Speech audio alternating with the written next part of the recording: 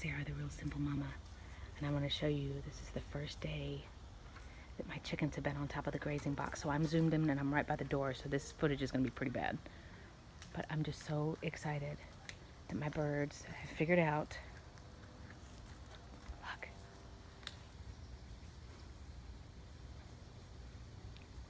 They're eating their wheatgrass. Oh, here comes Lacey. Now see, this is the problem. They think that with me coming outside, look at her. With me coming outside, there's something better than the wheatgrass. It's like, girls, I'm not giving you anything. That is your treat now, dears. You don't get anything else. The Easter eggers are over there.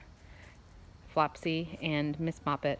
I'm coming out. I know I probably can't catch them, but I'm checking for updates on Bumblefoot on Miss Moppet. I want to make sure that her feet truly are okay. The first time I had inspected her after all of our rain, it looked like she did have a spot. I checked her 2 nights later, or no, I checked her the next day, and it looked like the spot was gone. So I want to confirm that we are all good to go. The cage is still there, so I apologize that's in your way. I also wanted to show you guys something else, so I'm going to walk over here. So I don't know if you can see from here, but in that grazing box, I mean, it is just purely green. And I went and checked on it earlier, and there are 2 things that I noticed that were kind of funny. The first is you can see exactly where their little beaks have clipped the wheatgrass. Like there's a little indent at the top of the blade. It's like, yep, that was cut by a beak. The other thing is, if you can't tell from here, of course, they just kind of poop whenever and wherever they want because, you know, everybody should be like a chicken, and as it rains and as that decomposes, that's going to fall down in there, and ta-da, fertilizer. So that's pretty cool too. So what I'm going to do, I'm stepping back here, which seems ridiculous, but there's a point, I promise. Now this is only going to go on for a minute, but I'm very proud that the other day we had to use this for the first time.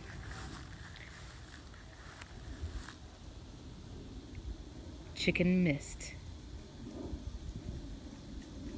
So we got a mister as a gift from my mother and wanted to have a way to cool off the birds. Lacey's like, what is that? So I'll go over there in just a second. This gray tube is a mister. Ooh, there goes Gracie through it. They're like, yeah, whatever.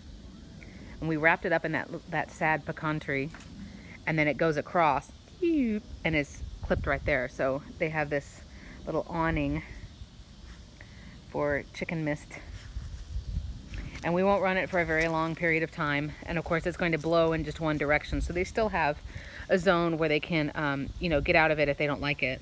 I know Lacey doesn't mind it at all; she likes it, but it's just an option. You know, just a couple of general chickenisms, chicken things. It's a lot easier to keep a chicken warm when the weather is cold. It's a lot harder to keep a chicken cool when the weather is hot. So we have that in place. We got it as a gift probably a month and a half ago, and we went ahead and put it up there so it was ready. And yesterday was the first day I had to use it. The humidity has been just awful here in South Texas, and I think it got to 95. So I just turned it on for a little while. It not only can potentially hit them directly if they like it. Some chickens don't mind their feathers getting wet. Some chickens really do mind, but you know, then they have a choice. They have control on if they want to get it or not. And then the other thing is if the mist gets on the ground, which of course it will, your chickens are stepping on it, and getting their feet and their legs cooled down is the quickest way. Because of course the veins are just there under the skin. You don't have to deal with getting it through layers of waterproof feathers. And then as their blood pumps through their body, it'll cool their body down. Hey, Lacey bird. Hey, Lacey bird. So, I mean, they've been eating on that wheatgrass all afternoon, and you can see from here how green it is.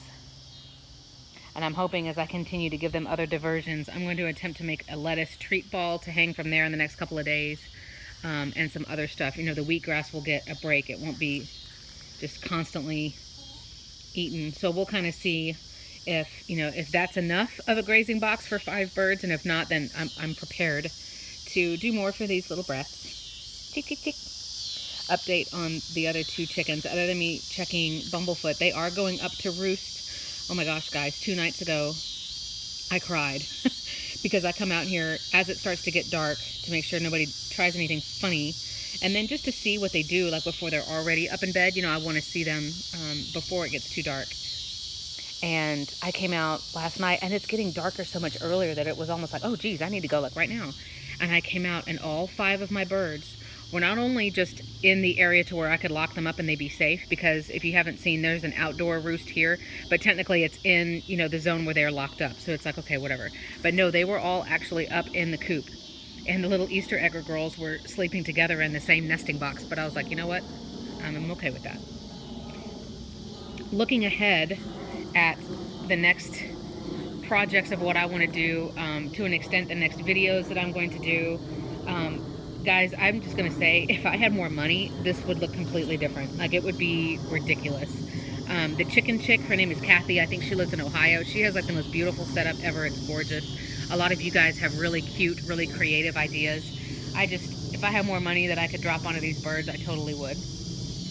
And out of the 5 birds that I have right now, I literally paid $2.22 for one of them, for Calypso. All the other 4 were free from my amazing, generous friend, Yuri, who knows a lot more than I do about chickens. Girl. She's like, what is that? That's Flopsy. Let me zoom in.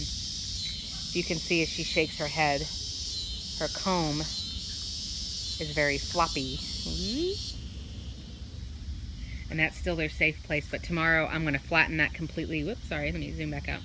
Tomorrow I'm going to flatten that pallet back down. They were let out on Friday. Excuse me, they were let out on Sunday. And it's now Friday. So it's kind of like, okay, y'all don't need a place to hide that's that significant anymore. Like, y'all are okay. But the beautiful news that made me cry is the last 2 nights they have all gone up there, and all 5 birds have been up there. There's still a little bit of like, hey, that's my spot. Hey, you know, whose foot is in my eye or whatever. But it's getting better. It's getting better. The Easter eggers, they still have not laid eggs since we, you know, we caught them last Saturday night to clip their wings, and then we released them out with the rest of the birds. So they haven't laid, which kind of stinks, but that's okay. So I'm going to shut the mister off here in just a second. I just wanted to demo that. The other thing that I wanted to show you, I'll actually come in here, is talking about roosts, which is now a bit more of an urgent problem because I've got 5 birds. And you guys have mentioned this in discussions before, and if you haven't seen my review of this coop, overall we are very, very happy with this coop. It's the Innovation Pet Coop Kit. So you build it. It comes with all the supplies you need. The holes are pre-drilled. Like, it's actually very well made for a kit, and it's usually about $200. But one of the things that we really didn't like is the roost bars, the shape and size of the bars. And also, as a side note, Innovation Pet tries to claim that 8 birds can sleep in here, and I disagree strongly. I would say, you know, 5 probably is the max, because I've got really fluffy, full-size chickens here. This whole mist thing is like, it's really cool.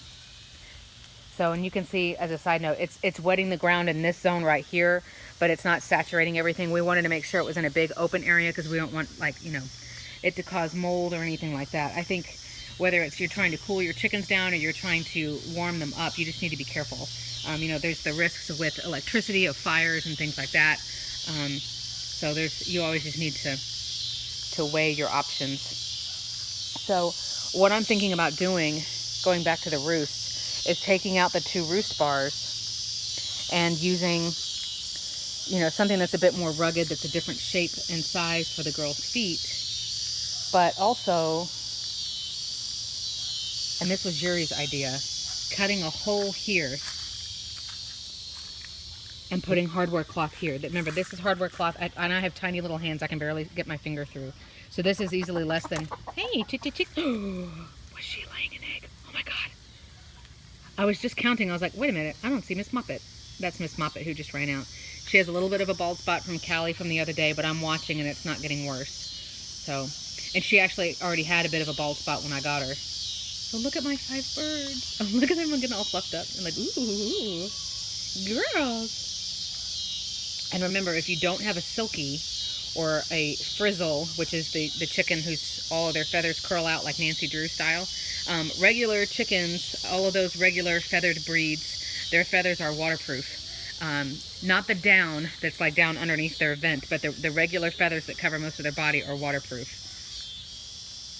So rain is not necessarily a problem for birds. What you have to worry about with rain is them getting bumblefoot, you know, them cutting their feet and getting staph infection in their feet, respiratory issues that can come from them being cooped up, or them, you know, breathing mold, algae, things like that, poor air circulation.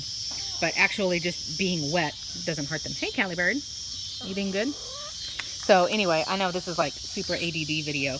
Yuri's idea was, hey, cut a hole right here and put hardware cloth to help with ventilation.